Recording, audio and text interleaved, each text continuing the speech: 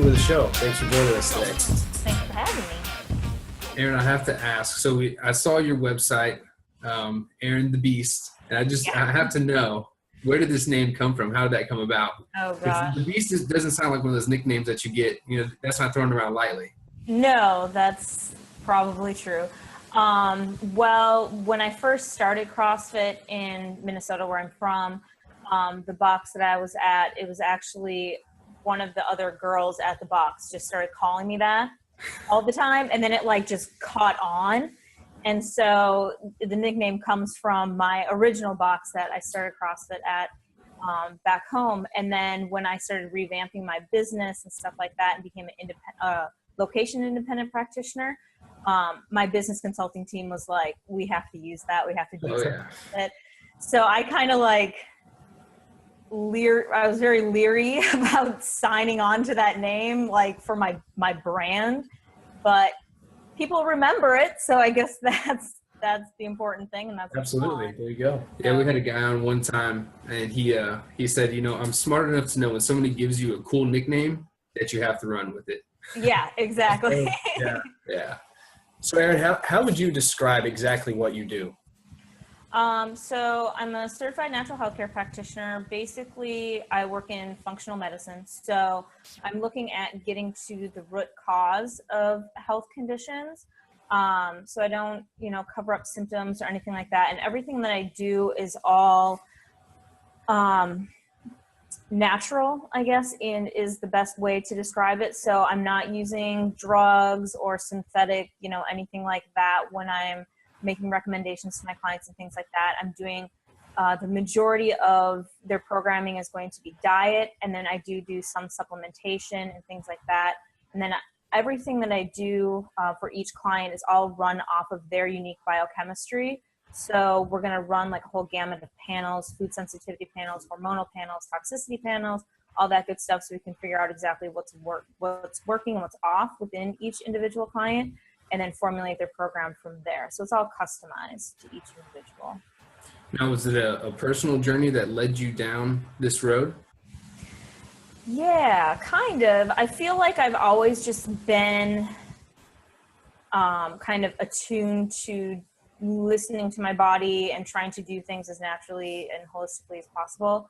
However, when I was younger, I had a lot of digestive issues, some thyroid issues and stuff like that. And I was going the medical route just because that's what my parents knew. And that's kind of, what they were, we're going to go to this doctor and we're going to go to that doctor and stuff like that. And nothing ever helped. They kept on just telling me that I was normal or fine, and I didn't feel fine because I wanted to go to bed at 2:00 in the afternoon, and I could go to bed at 2:00 in the afternoon and sleep until 8:00 the next morning. No problem.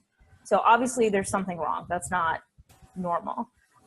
So it wasn't until I started working with a naturopathic doctor that I started to get to the root of the issues and learning that, it's not normal to be bloated and in pain after you eat. And it's not normal to want to take a nap and crash and not be able to mentally function at 2:00 in the afternoon and have all these aches and pains and things like that. So it was through that I was able to regain my health. And I was a personal trainer at first, and then over time finished up my school through nutrition and things like that. So Cool. So did you just find out through that journey that you were eating foods that did not sit well with you, so to speak, and just didn't treat your body correctly, that maybe you as an individual just didn't break down, didn't absorb, didn't need? Yeah, it was really through that journey, because I felt like everything I ate upset my system, which is what I find with a lot of people, where they can't pinpoint exactly what's causing their issues and things like that. So for me, I felt like literally everything I ate was an issue. For somebody else, it might not be that extreme, but your gut is still the root of health. Gut either begins or ends in, health either begins or ends in the gut. So if there's a breakdown within that system of any kind, it's going to trickle down to other areas, the thyroid, the adrenals, how your body utilizes food in general, stuff like that. So. Sure. Something I wanted to get into with you, Erin, was, so I used to work for an allergist, and there was a lot of people who would come in, and it was a lot of the, the testing with the needles underneath the skin, Yeah. the thermals and all that, and then you're Yep. doing allergy shots. But you have a lot of people come in for food sensitivity testing, and it'd really just be like a little scratch test on the arm, and then he would always do an IgE test as well to follow up with that. Good. And now if nothing showed up on the IgE or either, he would just basically write it off as, well, it's just an intolerance. You're not allergic, you're just intolerant to it, so stay away from it. So I just want to dive into that a little bit. And so what's the real difference there between, an allergy and an intolerance versus sensitivity? Okay, so this is where a lot of people get really confused because it is really confusing, the terms and terminology. So if you have a true, what's considered an allergy, okay, you have more than likely like an instantaneous reaction. You go into anaphylactic shock or something like that. That's an IgE reaction. So there's IgE, IgA, IgG portions of the immune system, and foods will react differently within these different components of the immune system. Your IgE, which is where food allergies are diagnosed, which is that instantaneous reaction, like people that have peanut allergies or, things like that, where they could die like pretty quickly if they have that reaction. Those are very, very rare, actually. We're starting to see them become more common, which is a whole other issue that we could do a whole other podcast on. But those are typically relatively rare, and they're instantaneous. If you have a reaction within your IgA portion of your immune system, that's gut specific, and that's actually where celiac disease is diagnosed, and that's an intolerance. So what we label each food issue with is determined by what part of the immune system it affects. It's not that one is greater or lesser than the other. It just affects the body in a different way. So when you have a gluten sensitivity or a gluten intolerance, rather, that's the IgA that's being affected. That's where we have that celiac disease diagnosis. Well, celiac disease is on a spectrum, or gluten sensitivity is on a spectrum. So you could be very, very intolerant, or you could just be a little tiny bit intolerant, and anywhere in between, which is where a lot of that gray area comes in with eating wheat and gluten and things like that. IgG is the largest portion of the immune system. That makes up about 80% or more of your immune system. And it's gut, it's lymphatic, it's your joints, it's your brain, it's your nervous system, your glands, everything has some kind of wrap up in that IgG. So that's really when you have a sensitivity within that IgG, that's affecting everything in your body, which is the most common place where we see food sensitivities. The IgG portion of the immune system is sensitivities, IgA is intolerance, and IgE is allergy. It's just the labels that are put on the different parts of the immune system to kind of distinguish between the three. But that IgG is where we get into a lot of trouble because people are like, oh, it's just a sensitivity. It's not a big deal. It's a huge deal. If your gut isn't healthy, like I said before, your body is not healthy. So you might not have some serious issue right now like you would if you went into anaphylactic shock, but further down the road, this is where we see, a lot of autoimmune disorders come from, cancer, really debilitating conditions that can kill you come from having those IgG reactions that are undiagnosed, untreated, just kind of left out there, to wreak havoc on the body and break down the system. Where if we get those sensitivities out, we can re-inoculate the gut with that good bacteria, grow back the mucosal lining of the gut, get everything just kind of situated in the gut again and within the immune system and balance out the immune system again. And then a lot of those sensitivities, once that's done, you can actually incorporate them slowly back into your diet and you won't have a problem with them. But the trick is figuring out what foods you're sensitive to and, working with someone to balance that system back out, that gut back out.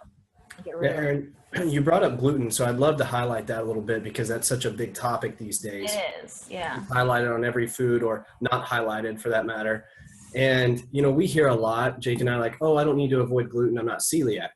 But could you shed a little light on really what gluten is and maybe why everyone could actually benefit from probably avoiding it for the most part? Because to my understanding, no matter the individual celiac or not, it's still going to compromise the integrity of your gut. It does. I could go on forever about gluten issues, but like I said, gluten is, it's on a spectrum. So 77% of the population or more is sensitive to gluten in some capacity, from a mild sensitivity to celiac disease, okay? So no matter where you fall on that spectrum, you're going to want to avoid gluten. And when I do my food sensitivity panels, I actually test in the IgG and in the IgA, so we know where a specific person's sensitivity lies. And for a lot of people, it's actually in both, in the IgG and in the IgA. So they kind of have this double whammy thing going on with that. And Erin, not to interrupt you, but could you also shed a little light? Like, I think too, people probably maybe don't understand the timeline of when gluten was introduced into our diets, but it really wasn't that long ago, because we hear that too, that feedback of, well, if they ate grains 1,000 years ago, or it really, the grains and wheat, it hasn't been introduced as a food, product to us for that long. That's very, very true. Gluten is actually a hybrid product. Well, gluten is the protein that's found in wheat and grains in the wheat family. So it's actually, it was developed by the Egyptians, years and years and years ago, where they were trying to create a plant that was a little bit more hardy, that could withstand different weather conditions and stuff like that. And through their, ancient technology and whatnot, they developed these hardier plants, which is basically what we have is modern day wheat. And in times of famine and things like that, people would be able to gravitate more towards those foods instead of, your standard vegetables and fruits and meats and things like that. So it's something that's a little bit more sustainable. So people, in times of war and things like that, that would be something that they would kind of latch on to a little bit more because it's cheaper. Now what we have is a problem with like genetically modified foods and things like that. Pretty much all wheat is genetically modified within the country, which means that it has a lot more gluten in it because gluten creates bulk. So you can create more product with less money, so they can get more yield from the crops and things like that if they have more gluten within the individual crop itself. So they've developed, through genetically modified foods, ways to make more money basically off of the same thing. So we're seeing actually more gluten bombarding our systems because there's just more gluten in the products that we were eating previously. Sorry, got a little bark there. No, that's okay. So that becomes an issue too, because you are constantly bombarding the system with something over and over and over again. It's like if you're punched once compared to if you're punched 100 times. Like you're going to take that first punch a lot easier than if you're going to take those next 99 punches, So it's kind of like gluten, something that's very, very inflammatory and causes great, stress on the body as a whole. If it's hitting your system constantly, because you're always eating these cereals and these breads and these crackers, and, we're just a very carb addicted society, it's constantly bombarding your system. So even if back in the day, people were eating, gluten containing grains and things like that, and it seemed as if they didn't have very many problems with it, the stuff that they were eating then versus the stuff that they're eating now is completely different. It's not the same thing at all. And even if you look at studies from, the 30s, the 20s, stuff like that, even though they didn't know what gluten was at that point in time, you'll see different doctors that have done different studies and research on children that had like failure to thrive or were just, had these mysterious illnesses and they were just sick and they didn't know why they were sick. And there was a lot of doctors that had figured out that if they took grains out of the equation, the kids got better. So they didn't really quite understand why that was, because they didn't have the technology to kind of like break apart the grain at that point in time and figure out that, hey, there's this protein called gluten kind of thing. They knew that much. So even back then, before genetically modified foods and when our food was a lot cleaner and we didn't have all these chemicals and things like that, there was still a correlation between grains and, you know, sickness, basically, or gluten and sickness. Sure. We just didn't know what it was called at that time. We have a name for it.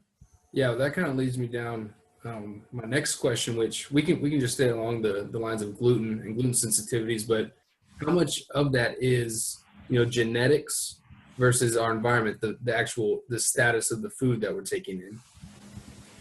Well, there's so many ways to, there's so many but, you know, like there's so many different avenues that this could go down. But generally speaking, very generally speaking, genetics only account for like 10% of what's going on with your health and stuff like that. It's when you aggravate those genes in your kinetic chain, in your genetic link chain, when you aggravate those genes that are a little bit weaker, that's when they express themselves. So if you have a gluten sensitivity and you're constantly aggravating the gene of, you know, thyroid or something like that, because that's the weak link within your genetic link, and your mom has thyroid issues and your grandma and your, you know, this person, that person in your family, it's not necessarily that, oh shoot, I have a thyroid condition because it runs in my family kind of thing.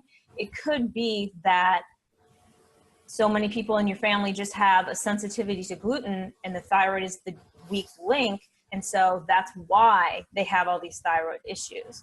So I'm always trying to find that root cause of why is that happening, because the body wants to be healthy. It's always trying to get to balance. So it just doesn't do something just willy-nilly just because. Some food sensitivities, gluten specifically, can be kind of like not passed down, you know, like, but can kind of like clump to certain, what's the word I'm looking for? It's not type, certain backgrounds and stuff like that. So like a lot of Irish people have, or people that come from that Irish lineage are kind of more prone to celiac disease, for example. So there is some correlation between that, which is kind of interesting, but there's a lot of different variables. So it could be a little bit of genes. It could be a little bit of your gut is destroyed because you eat crap. And so you're just piling on all these food sensitivities. So, you know, there's a lot of different variables. So it's much more of a focus on the epigenetics than the genetics themselves. What was that? Much more focused on the epigenetics than genetics itself. Yeah, exactly. So, I mean, your gut changes like every 24 hours, your gut flora and things like that. So once we get somebody on the right protocol and figure out exactly what's going on with their body, you see changes really, really quickly. As long as they stick to their protocol and things like that. So yeah, you can change what's going on in the body as a whole, in the gut, all of that stuff pretty quickly. It's kind of cool. So for everyone listening, like, what are some of the early warning signs that people can look for with food sensitivities? I mean, obviously you said the allergies is kind of very well known, especially if someone has a peanut allergy, they know probably themselves or you know, they know that they're going to have a really bad episode if they're exposed to them. Yeah. More on the food sensitivity and intolerance side, what can people look for, you know, to understand that, hey, maybe this is the food I'm taking in or lack thereof? Yeah, sure. So a lot of the normal, I guess, symptoms that you would think of when you think of like a food sensitivity or something that you eat negatively affecting you, the gastro issues that you would have. So the bloating, the constipation, diarrhea, belching, heartburn, indigestion in general, you know, stomach pain, gas, cramping, all of that stuff. Those are kind of obvious signs that there's something going on there. Also things like chronic fatigue.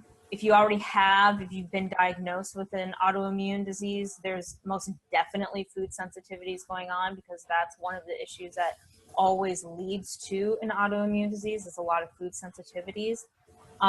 So autoimmune conditions, thyroid conditions, skin issues, joint issues, depression, anxiety is a really big one, sleep problems. I mean, it's not just stomach. It's not just gut. And a lot of people think, oh, I don't have a problem with food because, you know, I don't have any digestive issues. But like I said, and I'll say it 10 million times, your gut is the core for everything. Health is made or broke within the gut. So even if you don't think that you have GI issues, a lot of times the other issues that you are having are stemming from the gut, even though you don't feel like you have those traditional gut issues. The other thing to keep in mind is that a food sensitivity is very different from a food allergy, which is that immediate reaction, where a food sensitivity, I could have an immediate reaction, or I could have a reaction 72 hours to 21 days later. So there's really this huge window of time where the immune system is reacting very slowly, where what's affecting me, what's making me moody, or what's making me super tired, or what's making my knees hurt. Is it what I just ate? Is it what I ate last night? Is it what I ate, you know, last Friday? I don't know, unless I do a test and figure out what's going on, you know? So it's hard to just pinpoint those things down on your own. It's kind of frustrating to try to do on your own. Yeah. I know one of the problems that you say that you tackle and come across the most often are these hard charging athletes, specifically CrossFitters. You know, they're in their box one hard a couple times a day. They feel like they're eating right, yet they're the only ones left in the gym who don't have that gladiator body, you know, after 3 months. Like everybody else is changing but them. That's frustrating. Yeah. It can be, yeah. And we've even noticed that at the gyms and boxes that we've been to over the years, like, man, this guy's in here, you know, twice a day. He's clearly getting stronger, but his physique hasn't changed, you know, whatsoever. And we just say, man, it's got to be diet. So what's the advice that you find yourself giving to those people most often to reverse that? Well, for those people, I actually like to look at diet and hormones, because a lot of those people are killing themselves, you know, doing multiple WODs a day. They're doing too much cardio and their cortisol level is way too high, and that'll cause you to hold on to fat. So that's one thing that we need to look at. And then the other thing is, you know, just do a food panel. Like for all of my clients, I've never had a client that was like, that really didn't benefit me. Like I've never in my 8 years had anyone be like, nah, I could have done without that. You know, like everyone is over the moon about their food panel, and it just opens up their mind and unlocks doors, and it's like that missing piece. It's like the holy grail of fitness. It's like if you want to be healthy for the long haul, you want to, you know, improve your numbers, you want to improve your body composition, you want to PR your back squat, whatever it is, you could be eating the cleanest diet in the world, but you could still be having a lot of issues with meeting your goals because you have food sensitivities. If I have food sensitivity to coconut and I'm cooking everything I eat in coconut oil, well, guess what? I'm causing inflammation in my body, and I'm not going to get to where I want to go because I'm constantly hitting my body with something that it doesn't like, that it doesn't agree with. So the simplest, easiest thing to do that takes all the headaches out is just getting a panel done and figuring out, you know, what works for your body and what doesn't work for your body. And if it comes back that you have, you know, a lot of sensitivities to foods that you really, really like and you eat a lot of, which is very, very common actually, just know that eventually you will be able to introduce a lot of those foods back in once we get rid of whatever's causing those food sensitivities in the first place. What are some of your favorite resources for getting food panel done? I do all of my panels through Immunolabs. It is a lab, it's a specialty lab, and basically, since I'm location independent practitioner, I have clients all over the country, so it's very simple. All I do is I mail you out a kit and you take it to a lab that I'll find for you in your area. They do a blood draw, they package it all up, they ship it to Immunolabs, which is located in Florida. They will run the panel on it and then email me back the results. It's all very, very quick. It's like a week it takes to get your panel, get your results, all that good stuff. It's very quick. No, it's a full comprehensive panel that they have, or are you sitting down and checking off, food items that I'm eating regularly? No, it's a comprehensive panel they have. So it's 154 foods plus 2 different gluten panels. Oh, cool. So we're testing that IgA and the IgG portion of the immune system with the gluten.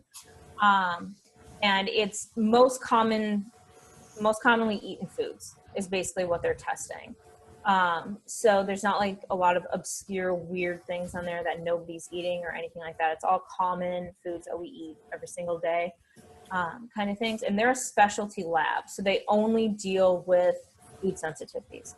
There's a lot of labs that say that they do food sensitivity panels, and they do a horrible, horrible job. There's something called batch testing, which is where a company will get a bunch of different vials of blood, and they will run them through a machine. They'll run like 200 panels at the same time. So my results will be on your panel, your results will be on my panel. It's not accurate. If I'm going to pay all this money for a food panel and try to not only that, but adhere to the food panel, I want the food panel to be correct so that I'm getting the results that I expect and that I deserve. Immunolabs runs each person's lab individually. So when your panel comes into the lab, they're testing your blood and your blood alone individually through that process. They're not batch testing and running it through, with 199 other panels. Good to know. You have to be careful where you get your food panels done. If somebody's telling you that they can run this panel for you and they'll test 500 foods for $50, well, you're probably not going to get accurate results. Yeah. I think we're kind of scratching the surface of something that I wanted to ask, and that was, you brought up the example of the coconut oil, just as a example, but hear this too, where, okay, I went paleo, but man, after 2 months, I feel awful. And it may be that it's not that you went paleo, but it could be some of those new foods you incorporated for going paleo, or if you're going higher fat, more along a keto line, it maybe wasn't the ketogenic diet, but it was some of the foods you incorporated. Exactly. So could you highlight some of that? Because I think sometimes, and I don't think any of us here are really fans of quote unquote diets, but there is a way that the human physiology likes to function, likes to burn fuel, likes to take in fuel. And I think that's pretty consistent just among the human population. Oh yeah, for sure. Yeah. So having said that, one, do you kind of have an ideal macro nutrient ratio that you see across everyone that kind of you promote? So that makes sense. It's not so much the diet as it is maybe just some of those individual foods. Like how you break things down. Right. So when I get a panel back, I'm not only looking at the foods that you're sensitive to, but I'm also looking for the pattern within the panel. So if you have a bunch of beans and some grains and you have cane sugar and blah, blah, blah on your panel, I know that you're not digesting starches. So eating starch, therefore, for you at this point in time, we're going to want to scale that back so that we can get your body to a point where you can digest those starches. Or if I get a panel back and there's a ton of nuts and seeds and things like that on there and different types of oils and stuff like that, then I know you're not digesting fat. Or if there's a bunch of meat on your panel, you're not digesting protein. So we need to figure out how we can get your body to digest those macronutrients. So at the beginning of a person's program, and I work in 3-month programs, is going to look a little bit different than the end game, what they're eating, because we have to get their body digesting properly first before we can start to kind of structure something that's going to work for them long term. Once I can get you digesting, then we can do, relatively standard macronutrient breakdowns and stuff like that. But it's figuring out what macronutrients you are digesting, what ones you are not digesting. It's very, very common to not be digesting all three. And that's a lot of times why when people go on a paleo diet that they feel like crap, is because they don't break down protein properly. There's so many people that do not break down protein at all. It's because we have this whole issue with everyone popping antacids like it's candy. And that is putting out that stomach acid, which is supposed to be breaking down that protein. So we need to get that stomach acid on balance and balance that out so you can digest your protein. And then a paleo diet probably won't be a problem for you anymore. Now, is that because these people are over consuming protein? So when people go paleo, a lot of times they do start eating way too much protein. So they almost go into, like if you look at a lot of paleo recipes, it's like a ton of protein and some sweet potatoes. Sure. So yeah, so it's like they're not getting enough fiber. They're not getting enough of those low calorie, high nutrient, watery vegetables that really help move things through the system and detox the cells and stuff like that. So things like zucchini, broccoli, cauliflower, celery, cucumbers, bell peppers, things like that. They're eating very, very little of that in comparison to how much meat and sweet potatoes they're eating. So it's like this, I don't know, it's a weird thing, I think, with kind of this whole paleo craze, is that everyone's like, oh, I'm eating healthy because I'm eating this root vegetable and all this, grass-fed meat, which is fabulous. But there is too much of a good thing. And if your body can't break down even a little bit of a good thing, then you're going to have a major issue. So yeah, a lot of people, when they go paleo, they're just like raw protein. And that's when they get a big issue coming in. So. Right, and there's not a lot of these natural occurring probiotics in red meat. Yeah, exactly. Those occur in your fruits and vegetables, and the fiber, like you said, and everything is going to help you populate some healthy bacteria and also break down those foods. Exactly, and I have all my clients start on fermented foods, just to help to re-inoculate the gut, get that good bacteria going in there, give them some enzymes, all that good stuff, so we can start to balance out that ecosystem, because that's really where the problem lies for 99.9% of people. So, you mentioned a second ago about everyone popping antacids, and that seems like a really reoccurring theme. It is. And neither one of us are doctors here, but my opinion and advice is to always actually see if you need more acid, because it could be not that you need antacid, but maybe you need some betaine HCl, which is usually a go-to. You get the gold star for the day. All right. There we go. Good for you, because that is point on. And when I teach nutrition seminars, I always talk about that, how 99.9% of the time you do not have too much acid. That is actually extremely rare. Extremely rare. Even if you have ulcers, there's something else going on in the gut, and that's probably erosion due to bacteria that's eating away at your stomach. The problem most of the time is that you have too little stomach acid. And the reason that you're having that indigestion, that heartburn, that just irritating, nasty feeling is because for a couple of reasons. Either the stomach is releasing the little bit of acid that it does have at the wrong times, and therefore then you're getting that burning. You have food sensitivities, and your stomach is your weak genetic link, and that's why you're getting the burning. Or your stomach is supposed to do this nice, gentle rolling thing when it digests food. And if there's not enough acid, instead what it'll do is like this squeezing, kind of rough, convulsing thing. And then it'll splash that little bit of acid that it does have up into the esophagus. And then you'll get that major burning, sensation going on. So then you take your antacids, whatever it is, and it pushes that stomach acid down. And you think that everything's all good and fine. Well, that stomach acid is your body's first line of defense against any kind of foreign invader. So bacteria, viruses, parasites, mold, anything like that. You bite your nails, you put a pen in your mouth, you eat food. That stomach acid is supposed to sterilize whatever comes into your body, okay? So if you push that down, there's no line of defense. There's nothing protecting your body. It's just open season. So this is a lot of times where we start to see like H. pylori infections in the stomach, and then, people that use a lot of antibiotics and stuff like that, that stomach acid starts to go away. And then it's open season for that bacteria and everything, parasites and viruses and all that stuff to travel into the liver, into the gallbladder. Then we start to see liver issues, start to see gallstones, gallbladder attacks, things like that. Most of the time that's because there's not enough stomach acid. It's a trickle-down effect. If we can starve out those infections in the gallbladder by fixing the stomach acid issue, you can save your gallbladder. You know, it's doable, completely doable. Then you can digest your fats if you have a gallbladder. So everyone wins. So what was that? So yeah, that'd be nice. Yeah, that'd be nice. Yeah, nobody wants to get bloated after eating a couple nuts.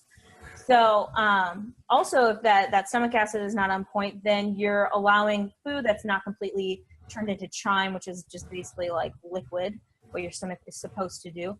Your food is going undigested into the small intestine, which is very, very irritating, and that will cause a lot of food sensitivities.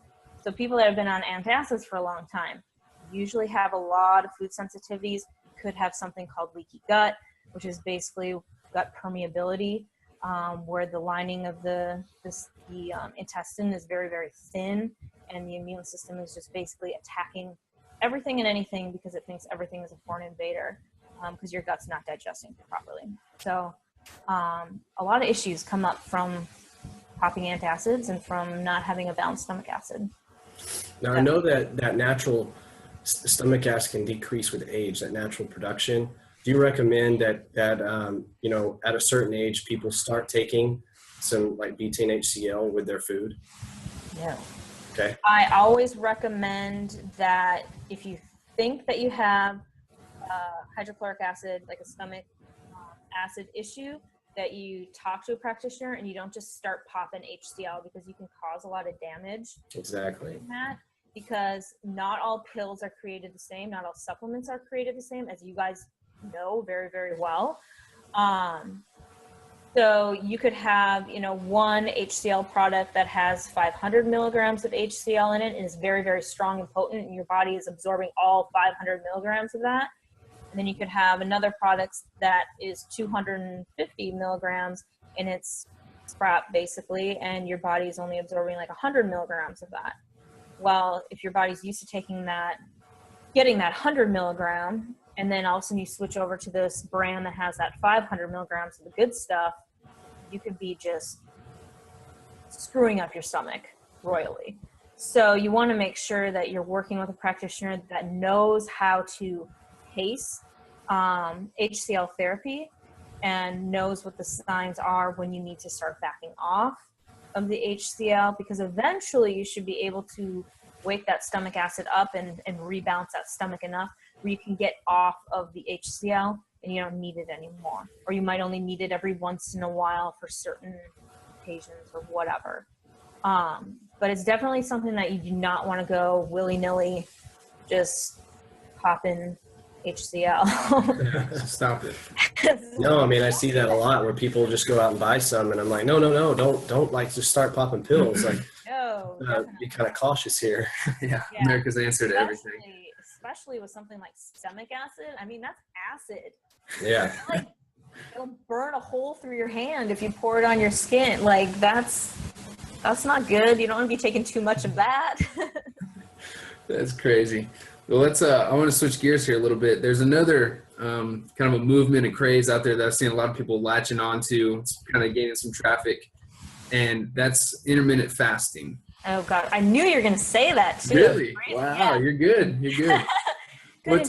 What's your take? Is it friend or foe? Oh God, it really, for some people, a very small portion of the population, I would say that is an okay thing to do. Okay. I was talking to, having a consultation with a guy yesterday who was talking about how he does that all the time, and he'll go for like over 24 hours. And I'm just like, your poor liver. Oh my God. So how would I know if I'm okay to do it? There's a lot of different variables. So you need to understand the process of detoxification in the body. Your phase 1 detoxification is basically how your body gathers toxins and out of the cells and pushes them to the liver to be formulated in a way that they can be detoxed out of the body via your sweat, your urine, poop, all that good stuff. So a lot of times people's phase 1 is very, very efficient, and it'll just shovel things into the liver all day long. So when you fast, you actually speed up that phase 1, which is why a lot of times people feel really, really good. And you're also taking out any foods that you might be having a reaction to. So your inflammation level in your body goes way down. So people feel really good when they do fast, typically. But then if your liver is kind of bogged down, if you have any gallbladder issues, your liver just can't move things through the system properly, or if you have kidney issues, that can be really not in your favor, because then that phase 1 or that phase 2 is not going to be able to keep up with the phase 1. And the phase 2 needs food, it needs protein to work properly. Your liver needs protein to function and to run through its whole process. So if you have an imbalance there, then that's probably not going to be the best thing for you. So people that have gallbladder issues, that have any kind of liver issues where their liver numbers have been abnormal, they have liver pain, they have restless legs, or just feel like they need to kind of move because they get agitated really easily. Those are typically people that have liver issues. If you don't digest well, especially fats, probably have a liver issue. Different things like that, then that kind of fasting would definitely not be in your best interest. Now, how about for cell regeneration, especially in the GI tract? You kind of highlighted that earlier, giving the body a little extra time to kind of rejuvenate. Is that, if someone cut off, say at 7 p.m. at night and they didn't eat until 10 the next day, or maybe like a 14 to 16 hour. 10 hours, like 10 a.m.? Yes, 10 a.m. the next day. 7 p.m. to 10 a.m.? Yeah. That's perfectly fine. Like a 14 to 16 hour intermittent fast. Yeah, like overnight like that, that's perfectly fine. I wouldn't go from like 7 p.m. to 7 p.m. or anything Sure. like that, because that's also going to make you more likely to binge eat too, especially for people that have food issues of any kind, or they just, they have hormonal imbalances where they fear that they have like a willpower issue and they just can't, once they are able to eat again, then they're just like eating everything. Well, that's not going to be good for your digestive system or your liver either. But yeah, like that 7 p.m. to 10 a.m. kind of thing, I think that that's okay for most people. And yeah, you're giving your digestive system a break, which is really, really good. Your digestive system needs that, especially if you do have digestive issues. For a lot of people, I'll have them do like a smoothie or a warm soup that's pureed once a day or something like that, just to give their digestive system a little bit of a break and to just kind of consume something that's already pre-digested and broken down. So yeah, there's different ways to do it. Yeah. Well, just because I know we're going to have some listeners who are either already doing this or they're going to go out and try it now. What's the proper way to break that fast? To break the fast? Mm-hmm. Slowly. I mean, you don't want to, you're totally like missing the point and the purpose if you do this whole fast and then you're like, yes, now I can eat everything because I didn't eat for, however many hours. So, which is very, very common actually. People think that they did this great thing and now they're just going to eat, a burger and fries and pizza and all this other stuff. So you want to make sure that you kind of warm up the stomach, just like you warm up your body before you go into a workout. So eat things that you know that you're going to digest well, or that that kind of really syncs up with you really, really well right away. I wouldn't do anything super heavy. So people that tend to not digest proteins well, I wouldn't go have like a steak or something like that. I'd probably do a little bit of fish or some eggs or chicken, poultry, something like that. Make sure you get in some veggies that are easy to digest, and then you want to replenish those starches a little bit. So depending on the type of person you are and what types of starches work best for you, that could be anything from brown rice or quinoa to, your root vegetables or winter squash or something like that, depending on what kind of person you are and what works best for your body. Little bit of fat. So Erin, let's say I get a food panel done. I kind of understand my sensitivities, any allergies I may have, intolerances, and I start eating the correct foods for me. I'm in the gym every day still, And then what does that implementation look like? Do you fall into like the 6 small meals a day, you know, 3 regular meals with a couple snacks? What does that process look like for eating, you know, for proper blood sugar levels, energy levels, building muscle, hormone balance, that sort of thing? So I kind of go against the grain on this for what we've been taught. Nice.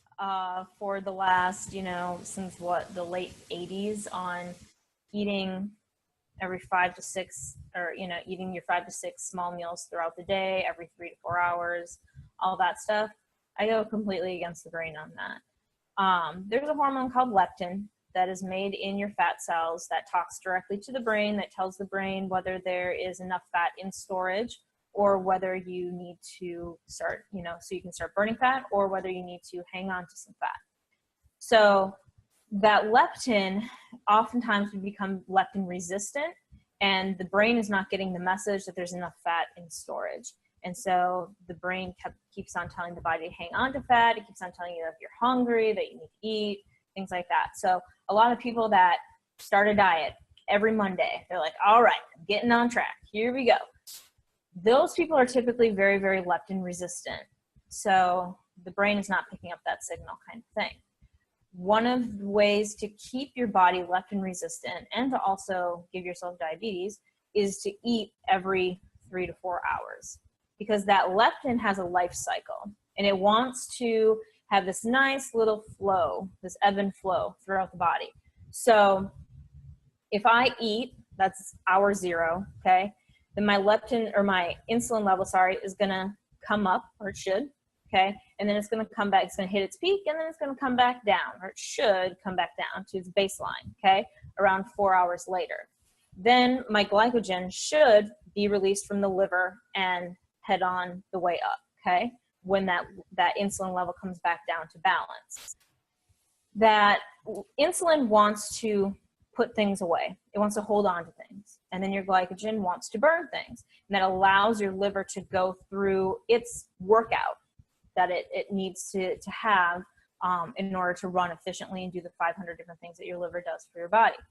If you're eating every 3 to 4 hours, that insulin level is never allowed to come back down to its baseline.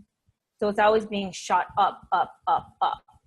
So then the body's becoming more inflamed, your blood sugar is high, your insulin is high, your liver is bogged down, your digestive system is stressed out because your food moves from your stomach to your small intestine every 3 to 4 hours, roughly, after you eat. So if you're constantly putting food into your stomach, your stomach's like, come on, man, like, give me a break here, you know? So I recommend every 5 to 6 hours eating something, so that your body has time to go through its natural process of insulin coming up, insulin coming down, glycogen going up, and glycogen, you know, coming down with the next meal. So that is going to help. That's the best way to balance out a leptin issue, a leptin imbalance, is by doing your 3 standard meals throughout the day. Now, for those of us that work out and train hard and we're in the gym, you know, a couple hours a day and stuff like that, your protein powder does not count as a meal. That is a supplement, okay? You cannot have just protein powder for breakfast, lunch, and dinner. That is not going to work out. So I don't count my protein powder after my workout as anything more than a supplement. So I'm not counting that as hour 0 and then waiting another 5 hours before I eat again. I'd probably kill someone. So don't count your protein powder. So you do your breakfast, you work out, you have your protein powder. I'm still counting from my breakfast to my hour 5 or 6. You don't want to go really too much longer than that, because unless you're doing this intermittent fasting thing, then you know, you can run into other problems with your liver like we talked about before. Do you ever find with that type of plan that it's difficult for athletes to get in enough protein or enough food in general? In the beginning, yeah, because they're used to eating every 3 to 4 hours. So we have to kind of retrain the body. So when we first start doing it, I'm not having them do every 5 hours or every 6 hours right off the bat. We're doing every 4.5 hours for a couple of weeks. And then we're going to every 5 hours. and seeing what feels best for them. Does 5 hours feel best for them? Is it 5.5? Is it 6? Where is it? You know, so we kind of have to play with it a little bit in the beginning. And at the beginning, it might be kind of stressful because it's going against everything that they've done for the last however many years. But what I find a lot of people that those 3 standard meals, although at the beginning seems kind of nerve-wracking and stressful for them to kind of wrap their mind around, once they start doing it, they start noticing that their mind is a lot clearer, they sleep a lot better at night, they have more energy throughout the day, their joints feel better, bloating goes away, and stuff that was like eating that. every how many hours you said? Huh? That was eating how many hours? Every how many hours? Oh, 5 to 6. 5 to 6. Okay. Yep. So are those meals larger though? In order Yeah. Oh God. Yeah. Yeah. Because if you're used to eating 5 to 6 small meals a day, you still need to keep up your calories, Right. you know, so you can't eat the same small meal that you would have eaten. You're going to have to kind of combine things a little bit. Are there ever any concerns that getting too much protein in one sitting? If you're an athlete that's trying to take in 175 grams a day, Which is a lot. just about anyone, I think. Yeah. We fall more in line and kind of recommend the 0.75. I know a lot for even the bodybuilders, old school. It's like that 1 to 1.5. Yeah. Out of body weight, which is just way too much protein. It is. Yeah. So even if you're eating the 0.75 and you're a 200-pound male, that's about 150 grams of protein a day. And so if you were breaking that up, even with a protein shake, that looked almost like 40 grams a sitting. Yeah. So for those bigger dudes that are doing that and that need that for their training, I do a lot with like collagen powder and stuff like that. Okay. So that, again, I count as supplemental, not as actual food. It's basically just protein supplement. So I have them introduce that in either, with their protein powder after a workout or at night or both. So it kind of depends on the person, but yeah, I use collagen powder a lot. Okay. Good to For know. that. I know for me, Erin, I'll eat anything under the sun, and so I've never had a problem eating, healthier things. I love a good beet salad, or whatever it might be. But a lot of people in my family are actually really picky eaters. Yeah. So sometimes they're a little more resistant to eating, some healthier things. So I know you deal with a lot of people. How do you combat those picky eaters and getting them on a healthier eating plan? Whew.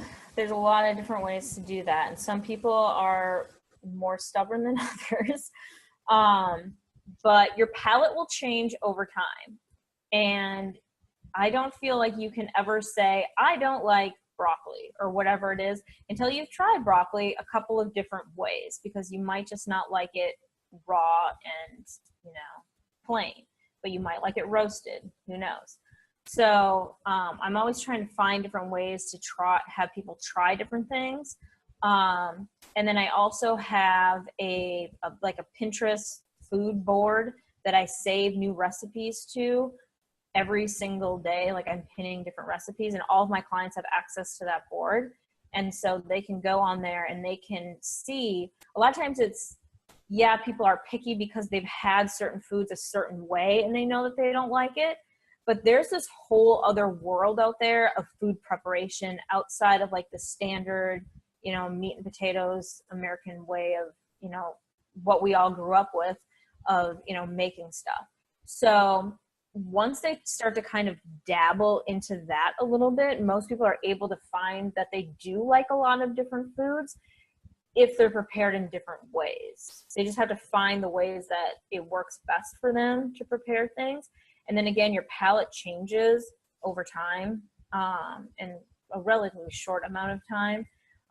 Once we start detoxing out the chemicals and the food additives and the sugars and, all those other things, real food starts to taste good to you. So it just takes a little bit of time, and there's a process to it. Yeah. Nothing happens overnight. So yeah, there's a process. I put like some bacon on my Brussels sprouts first, and then eventually Yeah, you can totally do that. Some bacon Brussels sprouts are are pretty mean. Yeah. And see, there you go. That's a perfect example is the bacon Brussels sprout thing is like a huge craze. Like everyone's in love with bacon Brussels sprouts right now. And it's because of how the Brussels sprouts are prepared. Yeah, right. So it's not that you don't like Brussels sprouts. It's that you've just never had bacon Brussels sprouts. Bacon makes everything better. Exactly. So have the bacon Brussels sprouts. You'll probably be able to eat your Brussels sprouts then. So Erin, it's finding a way. I would assume you're a big fan of meal prep. What are some, if you are, what are some of your, maybe I shouldn't. I like meal prep. A lot of my clients do meal prep. Honestly, I don't do a ton of it anymore myself. I used to, but now I've come to a point where I'm so like mentally exhausted that I'm just going to steam a bunch of veggies, and I always have chicken and bison and stuff like that. Like that's what I prep is my protein. So I'd make that in bulk, and then I'll steam vegetables or something like that because I work from home. So it's a lot easier for me than it is for a lot of other people, where I can just steam veggies real quick, grab some meat out of the fridge, throw it all together, and I'm good to go in 10 minutes basically. Last night I did do some actual meal prep and stuff like that. So every once in a while I'll make a big stew or roast a ton of vegetables while I'm making my meat and stuff like that. But the protein is the thing that I really do the meal prep stuff on, and the veggies I know that I can just steam, and I'm not really a person that needs to have something that tastes amazing and different and blah every single day. I'm just like, whatever, I just need food. So do you have some meal prep tips for people out there that maybe they work, 8 to 5 and have a commute and then hit the gym afterwards? Yes. Have a day. That's always a tough thing for people, is meal prepping. What was that last part? I know that's always a tough thing for people. It is. Yeah, it is. Long job, and then they still want to work out, and it's they want to eat the right foods, they want to have them ready, but it's making that commitment on a Saturday or Sunday to batch everything. To do it, yeah. So this is a saying that I say to all of my clients all the time, and they hate me for it, is if you fail to plan, plan to fail. Okay? So if you're not prepping, just know that you're probably going to fall off the wagon if you don't have your food ready to go for you. So it's that level of dedication to your goals, basically. So making the time, making that a priority and doing it. So whether that means that you have to find a day to do it where you're just taking a couple hours on a Sunday afternoon or something like that to roast a bunch of veggies and bake a bunch of chicken or whatever it is, then that's what works for you. Or if you're a person that every once in a while you do that, and then from time to time when you know that you're going to have a really busy week or a really busy weekend, you know that you can order different foods from a reputable food prep company or something like that. There's a couple that I like. Then you can do that too. So you always have to have a plan A and a plan B.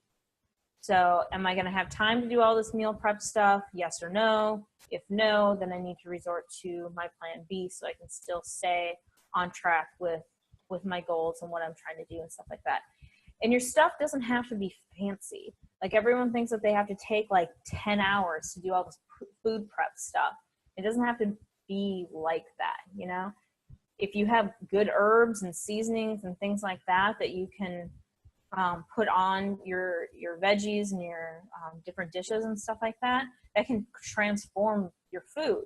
So you don't need to find these big elaborate recipes that take hours to make one dish that's going to last you 2 or 3 meals. So try to go for bulk and easy, fast. Use different herbs. Yeah, plan B should not be the pizza delivery place. No, not at all. That is never plan B. Or Hunan Palace or hey, don't knock on China Buffet. But well, Erin, when's your book coming out? My book, oh my gosh. Sound like my stuff. You have to. Sound like my business mentor. I don't have a book in the works right now. I do have a dessert recipe book that is on my general Sounds like site. my kind of book. Huh? Sounds like my kind of book. Yes, I love dessert. So you have to have a good dessert book. And good desserts that are quick, easy, and still healthy. And it's top 7 allergen free. So it'll cut out, all those allergens that are most common for people. So that's available on my general website, my non-CrossFit website, which is erinpalmercnhp.com. But I've been wanting to make another recipe book, but I just don't know when I'm going to get that done. It'll happen. Someday. Well, before we close out, how about a couple quick questions to wrap up the show? Sure. There's a few rapid fire. So what are a couple of your go-to supplements for just overall general health that people could grab? For overall general health, I always recommend doing a fish oil. I think that's really important for people, but it has to be a clean fish oil. You can't just go to Walgreens and grab a fish oil, or GNC and grab a fish oil. So make sure you're going with a reputable company. This isn't really a supplement, but I recommend it to most people, or pretty much everyone, is fermented foods. So re-inoculating the gut with that good bacteria, getting in some of those good enzymes and all that good stuff. There's some brands that I love. Bubbies, BUBBIE''S, is the #1 brand that I recommend. I'm not really a pickle person, and seriously, these pickles are the bomb. They're awesome. So you want to make sure that your fermented foods are fermented in saltwater brine, not vinegar. Vinegar can kind of irritate the gut and cause some different issues. So you want the saltwater brine. So they have a pickle, like a dill pickle. They also have a sauerkraut. Those are awesome. It's a very mild sauerkraut. Wild Brine is another good brand for the fermented foods. Hat Creek is another one that is good. And I think that's actually from Austin, if I'm not mistaken, is the Hat Creek. I could be wrong, but I think it's from Austin. So those are kind of like my go-to fermented food brands. And the Wild Brine and the Hat Creek both do more than just pickles and sauerkraut. They have like fermented beets and carrots and okra and all kinds of stuff. So you can kind of try a bunch of different stuff there. So those are kind of my main go-tos. Awesome. Favorite cut of fish? I really like cod. And I know that's kind of boring, but I really just like cod with dill on it and a ton of sea salt. All right, we'll take it. We'll let that pass. And I'm from Minnesota, so it's not like we eat like a ton of seafood. Like, I guess if you count like lake fish, like sunnies or something like that, then yeah. But that's not anything fancy either. So Favorite CrossFit workout? Like the girl wads? Any wads. Any named wads. For everyone out there that doesn't CrossFit, just sit this one out. Sit it out, or Google it, or just cover your ears. Oh my gosh, I like Cindy, which I know is not a lot of people's favorite because it's 20 minutes long, but I like body weight stuff. I'm really good at pull-ups, and I like long wads. I like Cindy. Good to know. Let's see. Favorite, what's your favorite song? My favorite, that is really hard to answer. How about, even favorite band is hard. I'm really into music, so it's really hard. It depends on the month, really. Right now, I'm really into this band. Well, I really love the Lumineers, and I actually went to Austin for their concert a couple months ago. Good. And then there's this other band called Houndmouth, which is a really stupid name for a band, but it's kind of along the same lines as Lumineers. It's like that bluesy kind of stuff, and they have some really good songs. Check them out. Hard name to forget. Yeah. Yes, it's a dumb band name. How about, do you have a morning routine, and if so, does it involve coffee? I don't drink coffee because caffeine and I just really don't get along. Every once in a while I'll drink a Kill Cliff because they're delicious, but I can only do one a day. Otherwise, even just that little bit of caffeine will like screw up my guts. Every morning I work out. I have to. So I get out of bed, take my dog out, have a little something for breakfast, go to the box. So I'm more excited about it. Yeah. What time is that first workout happening? Like 6 a.m.? Anywhere between 6:30 and 7:30. So yeah. Cool. Best part of the day. Nice. Well, I guess in closing, our last question: who'd you vote for? Just kidding. And cut. We won't get into that on here. But this has been a ton of great stuff, Erin. We appreciate you taking the time and chatting with us. Thanks. I appreciate it, guys. It was fun.